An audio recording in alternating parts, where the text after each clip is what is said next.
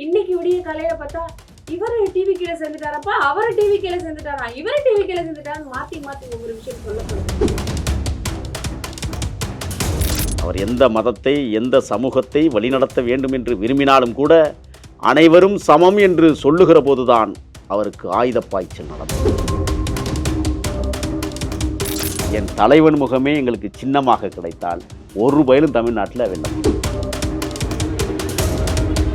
கிழவர்கள் மாநாடு கேள்விப்பட்டீங்களா? குடிகாரர்கள் மாநாடு கேள்விப்பட்டீங்களா? வாழைத்தார் கொள்ளையர்கள் மாநாடு கேள்விப்பட்டிருக்கீங்களா? பெருநாற்காலி மாநாடு கேள்விப்பட்டிருக்கிறீங்களா? தலைவன் வருகிற போது தலை நிமிர்ந்து வருகிறார்கள், தருதலைகள் கூட்டம் நடத்துகிற போது தலை குனிந்து போகும்.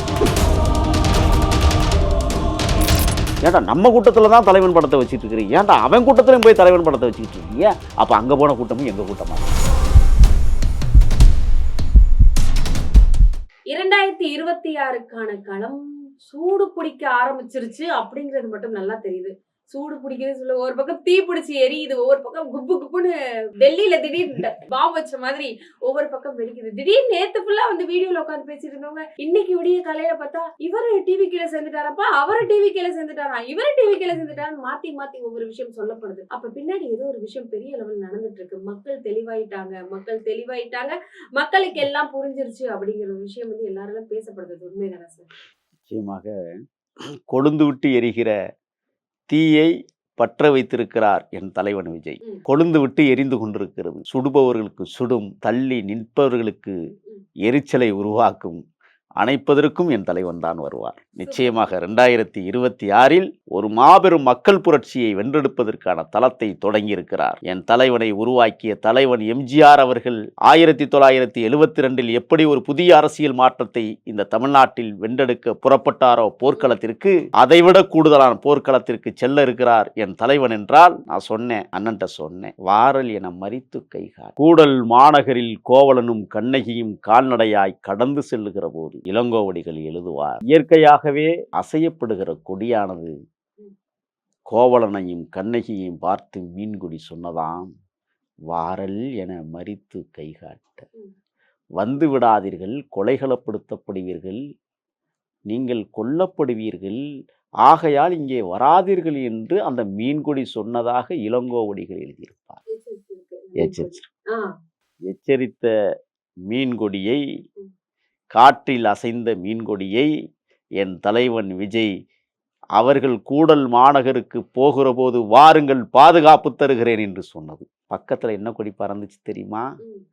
வாகையும் யானையும் பொருந்திய சிவப்பு மஞ்சள் கொடியை பார்த்து மீன்கொடி சொன்னதாம், நான் நீருக்குள் வாழ்கிறவன், நீ நிலத்தில் வாழ்கிறவன், உன்னை ஒரு நாளும் என்னை வெல்ல முடியாது என்று மீன்கொடி வாகை கொடியை பார்த்து சொல்லுவதைப் போல நான் உணர்கிறேன் அண்ணா, நீங்கள் கூடல் மாநகருக்கு போகிற போது பத்திரமாக செல்லுங்கள், கொலைகள அமைச்சர்கள் கொடுங்கோளர்கள் அங்கே இருக்கிறார்கள் என்று சொன்னேன்.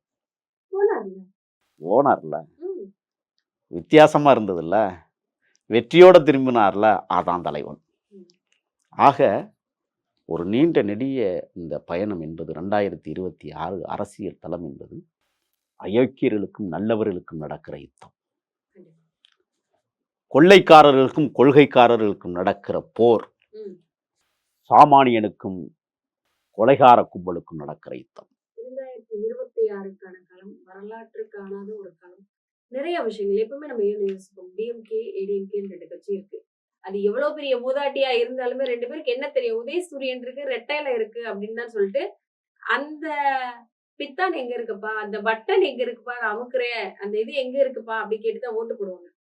வந்து விஜய் அவர்கள் வந்திருக்காரு, என் பையன் விஜய் வந்திருக்கிறான், என் புள்ள விஜய் வந்திருக்கிறான் அப்படின்னு சொல்லிட்டு எல்லாருமே வந்து விஜய் அவர்களை வரவேற்கிறாங்க. அதை எப்படி பாக்குறீங்க? சின்னமே தெரியாட்டினாலும் விஜய்னு பேர் இருக்கான்னு கேட்கிற காலம் வந்து விட்டது.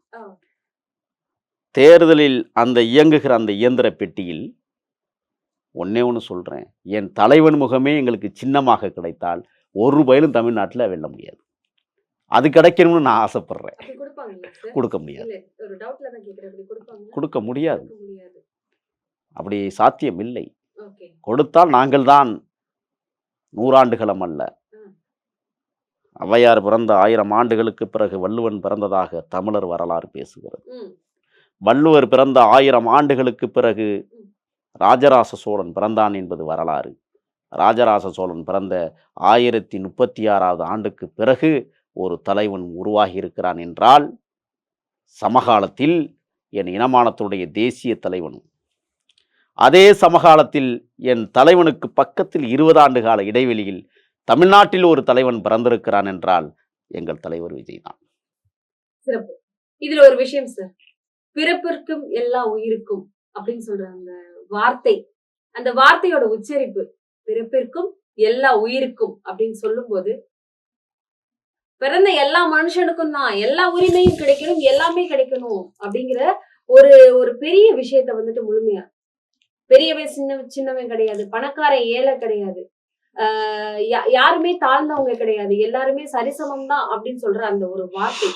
அதை பத்தி இப்ப நிறைய பேர் என்ன சொல்றாங்கன்னா, கிறிஸ்தவர்கள் ஓட்ட வாங்குறதுக்காக வந்துட்டு விஜய் வந்துட்டு ஒரு கூட்டத்துல போய் கலந்துட்டாரு, அவர் செஞ்சது சரியில்லை, அவர் இப்படி பண்ணிருக்க கூடாது, திட்டம் போட்டு வேற மாதிரி செயல்படுறாரு அப்படிங்கிற ஒரு விஷயம்லாம், மத சார்பற்ற கட்சின்னு சொல்லிட்டு அவங்க மதத்தை தழுவிதான் போறாங்க அப்படின்னு சொல்லிட்டு ஒரு விஷயத்த கொண்டு வந்து வைக்கிறாங்க. அதை நீங்க எப்படி பாக்குறீங்க சார்? பிறப்புக்கும் எல்லா உயிருக்கும் வள்ளுவனின் தத்துவம், கிறித்துவ தத்துவத்தை வைக்கல. நேற்று நடைபெற்ற நரசிம்மவர்மனின் தலைநகரம், மாமல்லன் என்று போற்றப்படுகிற இயற்கை துறைமுகம், தமிழர்களின் பொக்கிஷம் மகாபலிபுரத்தில், மாமல்லபுரத்தில், செருசலேத்தில் பிறந்த இயேசுநாதனுடைய பிறந்த நாளை இங்கே கொண்டாடுகிறோம். மாமல்லபுரத்தில் பிறப்புக்கும் எல்லா உயிருக்கும் எல்லோரும் வர வேண்டும் என்பதற்காக எல்லா மதத்தவரும் அந்த விழாவிலே கலந்து கொண்ட பேர் அற்புதம். சில கலைசரைகள் அப்படித்தான் பேசுவார்கள். ஓட்டிற்காக அல்ல, உரிமைக்காக, உணர்வுக்காக கூடியவர்கள் அனைவரும் தமிழர்கள். அவன் எந்த மதமாக இருந்தாலும் சரி. அவர்களுக்கு மத்தியில் என் தலைவன் ஒரு விழாவை, செருசலேத்தில் பிறந்த ஒரு மாபெரும் புரட்சி வீரன் இயேசுநாதர், யூதர்களுக்கு இடையிலே நடக்கிற யுத்தங்களில் மாபெரும் புரட்சியாளராக திகழ்ந்த இயேசுநாதர் கடைசியில் யூதர்களாலேயே சிலுவையில் அறையப்பட்டு படுகொலை செய்யப்பட்டார் என்பது வரலாறு. காந்தியும் அப்படித்தானே. அவர் எந்த மதத்தை, எந்த சமூகத்தை வழிநடத்த வேண்டும் என்று விரும்பினாலும் கூட அனைவரும் சமம் என்று சொல்லுகிற போதுதான் அவருக்கு ஆயுத பாய்ச்சல் நடந்தது. தளபதி விஜய் அவர்களும் பிறப்புக்கும் எல்லா உயிருக்கும் அனைவரும் சமம் என்கிற தத்துவ கோட்பாட்டில், வாடிய பயிரை கண்டபோதெல்லாம் மனம் வாடியது என்று வள்ளலார் சொன்னதைப் போல, ஏழைகளின் மனங்களை கொள்ளையடிக்கிற தலைவனாக விஜய் இன்னைக்கு வந்து கொண்டிருக்கிறார் என்றால், ஏழைகளின் முகம் வாடிவிடக்கூடாது என்பதற்காக களத்திற்கு வருகிறார். ஒன்று சொல்கிறேன், திருநெல்வேலியில் ஏதோ கிறித்துவ மாநாடுன்னு ஒரு கூட்டம், சின்ன கூட்டம் நடந்ததாக கேள்விப்பட்டேன். அது எதற்காக நடந்த கூட்டம்? ஓட்டுக்காக இல்லையா, உரிமைக்காக இல்லை, ஏமாற்றுகிற கூட்டம், இருட்டடிப்பு செய்கிற கூட்டம், காரி உமிழ்தல் கூட்டம். ஏன் அந்த கூட்டத்தை பத்தி யாருமே பேசல? விஜய் அவர்கள் ஏதாவது ஒரு ஸ்டேஜ்ல ஏறினாவோ, எங்கேயாவது போய் ஏதாவது பேசணும், அதுக்கு தான் நான் முதவே சொன்னேன், அப்படி ஒரு கூட்டம் நடந்ததாக கேள்விப்பட்டோம். ஆனால் மாமல்லபுரம் மக்கள் சந்திப்பு அல்ல, ஒரு மிகச்சிறந்த உலக போராளியின் பிறந்த நாளை உன்னதமாக நாம் முன்னெடுக்க வேண்டும் என்பதற்காக நடைபெற்ற சமத்துவ கிறித்துவ விழா. அவங்களுக்கு சமத்துவம்னா என்ன தெரியுமில்ல? தெரியுமா தெரியாதா? வீட்டுக்குள்ளேயே சமத்துவம் இல்லாதவர்கள் வெளியில் எப்படி சமத்துவத்தை போதிக்க முடியும்? வீட்டிற்குள்ளேயே சமஸ்கிருதம் பாடியவர்கள் எப்படி வெளியில் தமிழை போதிக்க முடியும்? எங்கள் தலைவர் ஒரு அழகான கூற்றை எத்தேபி கதைக்களத்திலிருந்து சொன்னார் தெரியுமா? யாரை உரைப்பதற்காக சொன்னார்? யாருக்காக சொன்னார்? அக்கிரமக்காரர்களை பார்த்து அழிவை தொடங்கியிருக்கிறோம் உங்களுக்காக, வெற்றியை தருகிறோம் உங்களுக்காக என்று மக்களை பார்த்து கேட்கிற தலைவன் மாமல்லபுரத்தில் மகத்தான உரையை 4 நிமிஷத்தில் முடிச்சுட்டு உட்கார்ந்து. நாங்கள் எவ்வளோ நேரம் பேசினா என்ன, எத்தனை மணி நேரம் பேசினா என்ன, நீங்கள் அவர்களேன்னு சொல்கிறதே உங்களுக்கு 1/2 மணி நேரம் ஆகும். கிழவர்கள் மாநாடு கேள்விப்பட்டீங்களா? குடிகாரர்கள் மாநாடு கேள்விப்பட்டீங்களா? வாழைத்தார் கொள்ளையர்கள் மாநாடு கேள்விப்பட்டிருக்கீங்களா? அதெல்லாம் நடந்துச்சு. வெறும் நாற்காலி மாநாடு கேள்விப்பட்டிருக்கிறீங்களா? தெரியாதா உங்களுக்கு? சிவன் அருள்பால் கொண்டிருக்கிற திருவண்ணாமலை நடைபெற்ற முதியவர்கள் மாநாடும் இந்த நாட்டில் பேசப்படுகிறது. என் தலைவன் மாநாடெல்லாம் கூட்ட வேணாம், வாருங்கள்னு சொன்னாவே பெருமாநாடு கூடுகிறது. அது எப்படி கூட்டம் சார்? அது எப்படி கூட்டம் அவ்வளவு போடுங்கன்னு பேர் சொன்னா எப்படி வராங்க? மாநாடை நடத்துறாங்க. இல்ல அவ்வளவு பேர் எப்படி வராங்க? ஒரு ஈர்ப்பு, அது என்ன பணம் கொடுத்து தானே வர வைக்கிறாங்க, காசு அப்படிங்கிற ஒரு மாதிரி வரும். காந்த சக்தி, ஆ. எந்த தலைவனுக்கும் கிடைக்காத பாக்கியம். எப்படி சார் காசு கொடுக்காம இவ்வளவு மக்கள் வராங்க? ஏன்னா கட்சி கூட்டம் அப்படின்னு சொன்னாலே 100 ரூபாய் கொடுப்பாங்க, பிரியாணி கொடுப்பாங்க அப்படின்னு போற கூட்டத்தை தான் நம்ம பார்த்திருக்கோம். அது எப்படி சார் இவ்வளவு மக்கள் அவர் தேடி ஓடி வராங்க? நீங்க தமிழக வெற்றி கழகத்திற்கு வருகிற கூட்டம் இருக்குல்ல, அது அரசு இலவச பேருந்துல வர்ற கூட்டம். ஆ, 1000 ரூபாய் கொடுத்தாங்கல்ல, ஆமா. அதுல செலவழிச்சுக்கிட்டு வர்ற கூட்டம். அந்த 1000 ரூபாய் இதுக்கு செலவழிச்சுட்டு. ம், ஒண்ணு. ம், எங்க தம்பிகள் என்ன பண்றான் தெரியுமா? ம். அம்மா 1000 ரூபா வாங்கியிருக்கு, 200 கொடு. எதுக்குடா? இந்த திமுக சின்ன கூட்டம் ஒன்று நடக்குதான், அங்கே போய் என்ன பண்ணுறாங்கன்னு பார்த்துட்டு வரோம்னா அங்கே போய் டேய் வாழ்க கோஷம் போடுங்கன்னா இவன் கைபேசியில் அது என் தலைவனுக்கு வாழ்க கோஷம் போட்டுக்கிட்டு இருக்கான். ம், முகப்பு திரையில் யாரா இருக்கிறான்னா என் தலைவன் விஜய் இருக்கிறார். ம். எப்படி இருக்குது? அங்கேயும் போய் என் தலைவனை புகழ் பாடுகிற தம்பிகள் தான் இந்த உலகம் படைத்திருக்கிறது தமிழக வெற்றி கழகம். அதான் பெரிய வியப்பு எங்களுக்கு. ஏன்டா நம்ம கூட்டத்தில் தான் தலைவன் படத்தை வச்சுட்டு இருக்கிறீங்க, ஏன்டா அவன் கூட்டத்திலையும் போய் தலைவன் படத்தை வச்சுக்கிட்டு இருக்கீங்க? அப்போ அங்கே போன கூட்டமும் எங்கள் கூட்டமாக தான். இப்போ புரியுதா உங்களுக்கு? புரியுது. சோ இங்கிட்ட இருந்து அங்கிட்ட என்ன பண்றாங்க அப்படிங்கறத பாக்குறதுக்கு இங்க இருந்து அங்க போயிடுறாங்க. ஆமாம். ஓகே. தலைவன் வருகிற போது தலை நிமிர்ந்து வருகிறார்கள், தருதலைகள் கூட்டம் நடத்துகிற போது தலை குனிந்து போகிறான். எப்படி? செல்ல பார்த்துக்கிட்டே. இதுதான் எங்களுடைய தொண்டர்கள். நீங்கள் சாதாரணமானவர்கள் இன்னும் இல்லை, சூரியனையே சுட்டரிப்பார்கள். ஒரு விஷயம் சொல்றாங்க சார் நிறைய பேரு, ஏடிஎம்கே டிஎம்கேல வந்துட்டு ஒண்ணு டிஎம்கே தான் வரும், இல்லைன்னா ஏடிஎம்கே வரும், ஏதாவது ஒரு கட்சி இல்லாம போயிடும் அப்படிங்கிற பேச்சு நிறைய அரசியல் விமர்சகர்கள் பேசுறாங்க. உங்களை மாதிரி நிறைய கருத்து சொல்றவங்க பேசுறாங்க. கட்சி ரீதியா அரசியல் ரீதியா நம்மளுக்கு எல்லாம் ஒண்ணும் தெரியாது சார், தெரிஞ்ச கேள்வியை தான் கேட்கிறோம். கட்சி ரீதியா அரசியல் ரீதியா நிறைய பேர் வந்துட்டு இன்னைக்கு இது நடக்க போகுது, கணக்கெடுப்பு எடுப்பாங்களே சார், புள்ளி விவர புள்ளிகள் அப்படின்னு சொல்லுவாங்க. ஆமாம், So, இந்த மாதிரி புலிகள். புள்ளி விவர புள்ளி விவர புலிகள் அவங்கெல்லாம். அவங்க எல்லாம் கூட நிறைய விஷயங்கள் சொல்றாங்க. அது எப்படி சார் ஏதாவது ஒரு கட்சி காணாம போயிருமா? நிஜமா காணாம போயிருமா? எந்த கட்சியும் காணாமல் போகுது. ஆனால் இந்த தேர்தலில் எல்லாமே தோத்து தமிழக வெற்றி கழகத்திற்கு முன்னால் எழுதி வைத்துக் கொள்ளுங்கள்.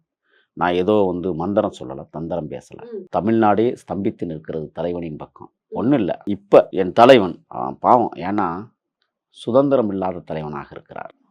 அதுவும் அந்த விஷயம் ரொம்ப கஷ்டம். இந்த கரூர் விஷயத்துக்கு அப்புறம் ரொம்ப எங்கேயும் போக முடியல. ம். அண்ணா நான் கூட யோசிக்கிறது, தலைவன் அவர்களே தலைக்கவசத்தை அணிந்து கொண்டு இருசக்கர வாகனத்தில் இயற்கையை ரசிப்பதற்காக எங்கேயாவது தனியாக போயிட்டு ஒரு முறை போய் வாங்க. ஏன்னா வீட்டுக்குள்ளேயே ஆனால் வீட்டுக்குள் முடங்கவில்லை. வெற்றியை சூடுவதற்கு, வாகை மலரை தன் தோளில் சுமப்பதற்கு பதுங்கிறது பாயிருக்கு.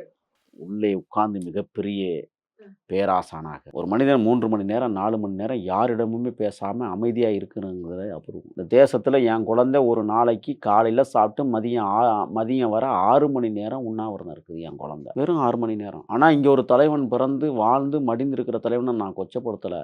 என் தமிழீழ தாயகத்தை காப்பாற்றுறதுக்கு 2 மணி நேரம் உண்ணாவிரதம் இருந்த தலைவனை இந்த நாடு தான் பார்த்துருக்கு. புரியும் நினைக்கிறேன் உங்களுக்கு. ஆனால் என் தலைவன் 4 மணி நேரம் மௌனமாக இருந்து கொண்டு இந்த மக்களை எப்படி வழிநடத்தப் போகிறோம், இத்தனை லட்சம் மக்கள் வருகிறார்கள், இவர்களை எப்படி நாம் அரவணைக்கப் போகிறோம் என்கிற ஒரு இதய நெருக்கடி உள்ள ஓடிக்கிட்டே இருக்கு. செல்லும் இடமெல்லாம் நம்மளை இப்படி பார்க்க துடிக்கிற இந்த மக்களை நாம் பார்க்கிறோம். அவர்களுக்கு என்ன சார் செய்யணும்? விஜய்னா என்ன சும்மாவா? விஜய்னாவே வெற்றி தானே. அப்புறம் பார்க்க துடிக்கிற பக்கம் எப்படி துடிக்காம இருப்பாங்க? அதுதான் ம். உணவெடுத்துக் கொள்ளுகிறாரா என்பதே தெரியல. அமைதியாகவே இருப்பதாக செய்தி. ஏன் அண்ணா யோசிக்கிறீர்கள்? களமாடுவதற்கு படை வீரர்களாய் பக்கத்தில் வந்து கொண்டிருக்கிறோம், தைரியமா இருங்க அப்படின்னு சொல்றதுக்கு தான் எங்கள் தலைவர் எங்களையே அழைத்தார். வாருங்கள், நான் இந்த படையின் தலைவனாக பரிணமித்து வருவதை மக்கள் ஏற்கிறார்கள். துணைக்கு அழைத்து கொண்டு போவதற்கு என் போன்றன்னு சொல்வதை விட என்னை விட மிக ஆணித்தரமாக அழுத்தமாக கொள்கைகளில் ஈடுபாடு கொண்ட தம்பிகளையும் அண்ணன்களையும் அரவணைத்து களமாடுவதற்காக புறப்பட்டிருக்கிறார். சாதாரண விஷயம் இல்லை. நீங்கள் பாருங்க, களத்தை பாருங்க. தை பிறந்தால் வழி வழி பிறக்கும். பிறக்கும். கண்டிப்பா. அதான் ஒரு வார்த்தை, இந்த வார்த்தையை எப்பவுமே நான் மறக்க மாட்டேன். ஆஹ் ஜனங்களின் நாயகனாக ஜனநாயகன் வருகிறார் அப்படின்னு சொல்லி இந்த உரையை நம்ம முடிச்சுக்கணும். தொடர்ந்து பேசுவோம். மக்களுக்கு தொடர்ந்து என்ன நடக்குதுன்னு அப்டேட் கொடுத்துட்டே இருப்போம். பணநாயகத்தை வீழ்த்துவதற்கு ஜனநாயகன் மலேசியாவில் பரிணமிக்க தொடங்குகிறார். கண்டிப்பா. நன்றி சார். நன்றி.